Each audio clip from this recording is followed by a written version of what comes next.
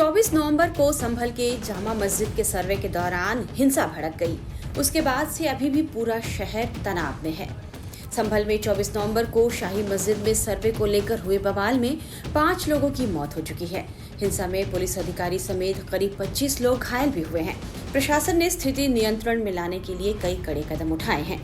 शहर के सभी प्रमुख चौराहों पर बैरिकेडिंग की गई है और प्रवेश मार्गों पर पुलिस तैनात है। बाहरी लोगों के प्रवेश पर फिलहाल पाबंदी है। वहीं इस मामले में करीब 25 लोगों की गिरफ्तारी हुई है और समाजवादी पार्टी के सांसद जियाउर रहमान बर्ग पर भी एफआईआर दर्ज हुई है। संभल में हिंसा के बाद सपा नेताओं के पोस्टर भी यहां नजर आ रहे हैं। ऐसे में सवाल उठ रहे हैं कि क्या यूपी उपचुनाव में सपा की हार संभल विवाद की वजह बनी है। ऐसा इसलिए कहा जा रहा है क्योंकि 24 नवंबर को मस्जिद का दूसरी बार सर्वे होना था। इससे पहले 19 नवंबर को भी यहाँ सर्वे हुआ था, लेकिन उस समय सब कुछ शांतिपूर्ण गुजर गया। हिंदू पक्ष ने संभल के चंदौसी स्थित सिविल जज सीनियर डिवीजन की कोर्ट में संभल की जामा मस्जिद को हरिहर मंदिर बताते हुए दावा पेश किया था। मुस्लिम पक्ष का कहना है कि मस्जिद टीले पर बनी है और किसी मंदिर को तोड़कर नहीं बनाई गई है। 19 नवंबर को हिंदू पक्ष द्वारा दावा पेश करने के दिन ही न्यायालय ने कोर्ट कमिश्नर नियुक्त कर दिया। उसी दिन कोर्ट कमिश्नर ने मस्जिद पहुंचकर सर्वे भी किया था। करीब 2 घंटे तक वीडियोग्राफी और फोटोग्राफी की गई। कोर्ट कमिश्नर को 29 नवंबर को न्यायालय में रिपोर्ट पेश करनी है। इसी सिलसिले में सर्वे टीम जब दोबारा 24 नवंबर को सर्वे करने पहुंची तो बवाल शुरू हो गया। इससे पहले ही 23 नवंबर को यूपी उपचुनाव के नतीजे आए थे, जिसमें बीजेपी ने 9 में से 7 सीटों पर जीत दर्ज की है और सपा को करारी हार मिली है। बीजेपी नेताओं के आरोप हैं कि यूपी उपचुनाव में सपा की हार से उनके नेता बौखलाए हुए हैं। बिल्कुल स्पष्ट है कि जहां भी दंगा होता है वहां कहीं ना कहीं समाजवादी पार्टी के कार्यकर्ता मौजूद होते हैं और कराने में उनकी सहभागिता दिखती है। और संभल में भी जो घटना हुई उसमें समाजवादी पार्टी पूरी तरीके से इन्वॉल्व थी दंगा कराने में, वहाँ का माहौल ख़राब करने में। मेरा सवाल है कि अगर आप अपने आप को कानून से ऊपर समझते हैं? न्यायपालिका ने अगर कोई आदेश पारित किया है तो क्या आप उस आदेश को भी नहीं मानते हैं? आप अपने आप को कॉन्स्टिट्यूशन से भी ऊपर समझते हैं? मेरा स्पष्ट कहना है कि समाजवादी पार्टी ने अपने सरकार कालखंड में अपनी सरकार में तो गुंडागर्दी करी और अराजकता फैलाई, उत्तर प्रदेश में माहौल ख़राब किया।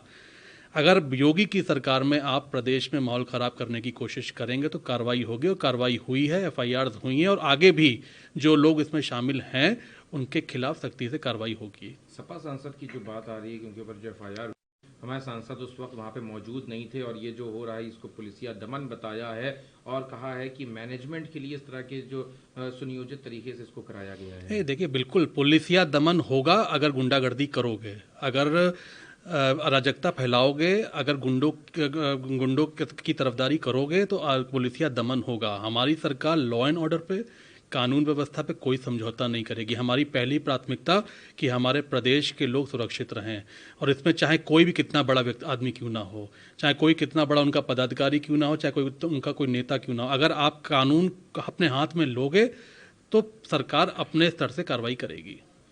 इस मामले पे राहुल गांधी का भी बयान आया है। राहुल गांधी ने भी अपने व्यक्त हुआ सुबह मुसलमान बंटवारा चाहती है, डिवाइड एंड रूल की पॉलिटिक्स है, जिसके चलते इस तरह की जो अपीसमेंट की पॉलिटिक्स के चलते ये दंगे। देखिए, अपीसमेंट कौन करता है ये तो जग जाहिर है।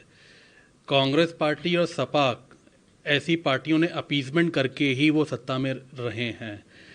हम अपीसमेंट नहीं करते हैं। अगर हमने अपीसमेंट किया होता तो हम शायद आज हर दल, चाहे आज कोई भी वर्ग क्यों ना हो समाज का, आज हर वर्ग हमारे साथ में है। हम डिवाइड एंड रूल की पॉलिटिक्स नहीं करते। डिवाइड एंड रूल की पॉलिटिक्स तो हमेशा कांग्रेस ने करी है कि तोड़ो और बंटवारा करो और राज करो। ये तो उनकी जीन्स में है, ये तो उनके अगर पूर्वज भी देखेंगे तो वो भी डिवाइड एंड रूल पॉलिटिक्स करके ही सत्ता में काबिज हुए हैं। उन्हें इतिहास पढ़ना चाहिए। भारतीय जनता पार्टी सभी को साथ लेके चलने की पार्टी है। हमारा नारा ही यही है, सबका साथ, सबका विकास, सबका विश्वास और सबका प्रयास। तो हम लोग सबको साथ में लेके चलते हैं। सभी का विश्वास आदरणीय प्रधानमंत्री जी और आदरणीय मुख्यमंत्री जी के साथ में है। दूसरी तरफ पुलिस संभल में बवाल मचाने वाले पत्थरबाजों की पहचान कर उनकी धरपकड़ में जुटी है। मुख्यमंत्री योगी आदित्यनाथ ने साफ संदेश दिया है कि माहौल बिगाड़ने वालों को किसी भी कीमत पर बख्शा नहीं जाएगा, शांति भंग करने वालों के साथ सख्ती से निपटा जाएगा। इस बारे में संभल के एसपी ने क्या जानकारी दी है, ये हम आपको सुनाते हैं। कल जो आपने भीड़ देखी, एकाएक 8:45 पे लोग इकट्ठे हुए और उन लोगों ने इस तरीके की घटना को अंजाम दिया, जिसमें 15 पुलिसकर्मी जो है वो घायल हुए थे और 4 अधिकारी जो है उसमें घायल हुए थे। हमारे एसडीएम रमेश बाबू, उनके जो है पत्थरबाजी की वजह से उनको पांव में फ्रैक्चर आया था। उन्होंने 800 बलवाइयों के ऊपर जो है मुकदमा लिखवाया है। सीओ संभल, उनके द्वारा उनके पांव में गोली भी लगी थी। उनको डीएम महोदय द्वारा एक कमेटी, जिसमें एसडीएम संभल, ईओ संभल, सीओ संभल, इन तीनों लोगों की कमेटी बनाई गई थी। उस कमेटी में बताया गया था कि सर्वे कंडक्ट कराने का, पीसफुल सर्वे कंडक्ट कराने की जिम्मेवारी इनकी है। ये जब मस्जिद के पास में जब बलवाई जो है वो आगे बढ़ के उस सर्वे को रोकने का प्रयास कर रहे थे, तब इनके द्वारा भीड़ को मना किया गया, उनको ललकारा गया कि आप अपने अपने गंतव्य वापस चले जाइए। धारा 163 जो कि पहले 144 के नाम से जानी जाती थी वो लगी हुई है, लेकिन उसके बावजूद इसमें फिर भीड़ की तरफ से फायर आया और वो सीओ साहब के पांव में भी लगा। सीओ साहब को बाद में अस्पताल ले जाया गया, उनका ट्रीटमेंट करवाया गया है। उनके द्वारा जो पांव में गोली लगी और भीड़ द्वारा मस्जिद में जाने के प्रयास पे उनके द्वारा जो है करीबन 700-800 अज्ञात लोगों के खिलाफ मुकदमा लिखवाया गया है। पुलिस ने लोगों से शांति बनाए रखने की भी अपील की है। आज के दिन में संभल में सुबह से सभी सामान्य लग रहा है, सभी दुकानें खुली है, लोग आगमन सभी अच्छी है, सब ठीक ठाक चल रहा है। अभी तक फिलहाल कोई दिक्कत नहीं, पूरी संभल अब शांति से चल रहा है, कोई दिक्कत नहीं है।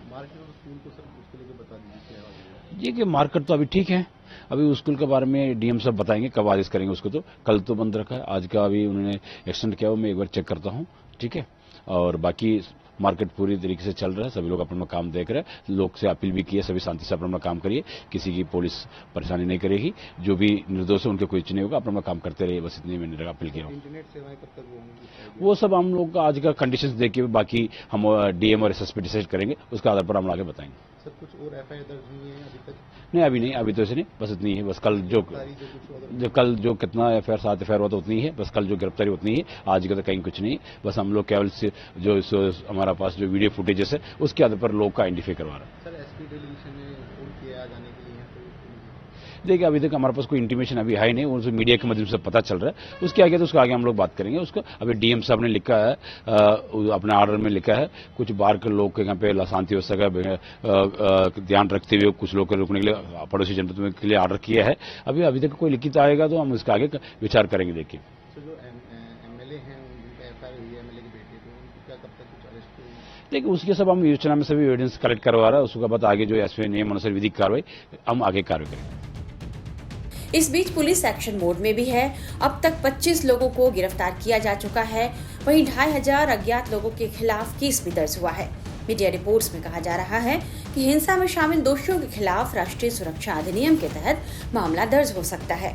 फिलहाल ड्रोन फुटेज से उपद्रवियों की पहचान की जा रही है। इस बीच पुलिस ने आरोपियों को हिरासत में ले लिया है। पुलिस जब उपद्रवियों को लेकर जा रही थी तो हमारे संवाददाता अभिषेक राज वहीं मौजूद थे। उन्होंने आरोपियों से बात करने की कोशिश की। पत्थरबाजी की घटना हुई और उसके बाद पुलिस ने 21 लोगों को डिटेन किया है। देखिए, यहाँ पे तमाम लोग हैं जिनको डिटेन करके ले जाया जा रहा है। आप कहाँ थे जिस दिन ये पूरा पत्थरबाजी हुआ था? कहाँ थे? आपको पुलिस ने क्यों पकड़ा है?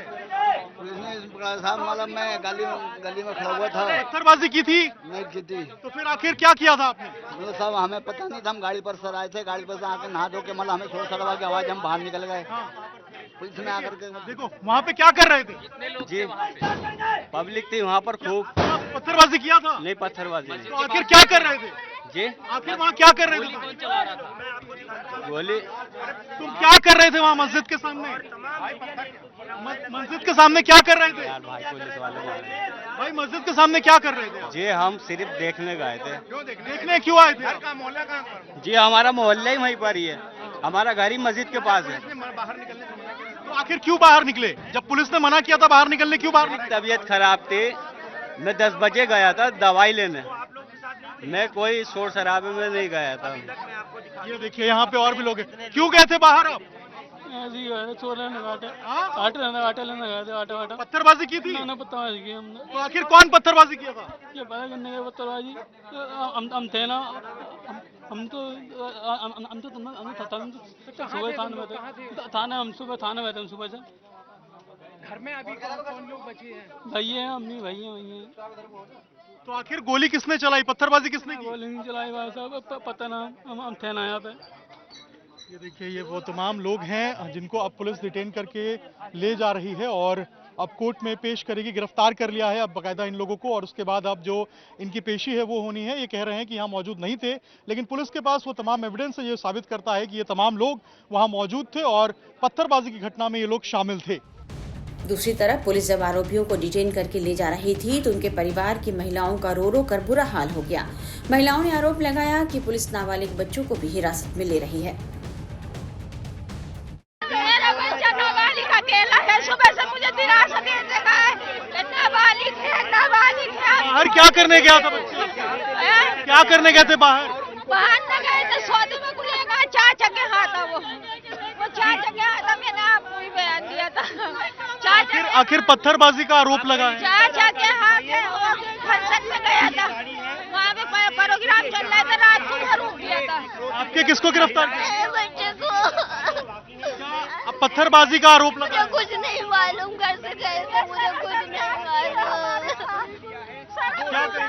निर्दोष कुछ भी कौन आया? सुबह से भाई मुझसे ये कहते रहे, सुबह से ये कहते रहे कि नाबालिग के हम छोड़ देंगे, तुम शाम तक बैठे रहे हो, शाम तक बैठे रहो। सुबह से 7 बजे की आई भी बैठी हूँ, मार्कशीट जमा कर दी मैंने अपने बच्चे को। देखिए, ये तमाम वो परिवार के लोग हैं जो यहाँ पर पहुंचे हैं और इनके परिवार के लोगों को पुलिस ने अब गिरफ्तार किया है पत्थरबाजी के आरोप में, और अब पुलिस उन्हें कोर्ट में ले गई है जहां उन्हें पेश किया जाएगा।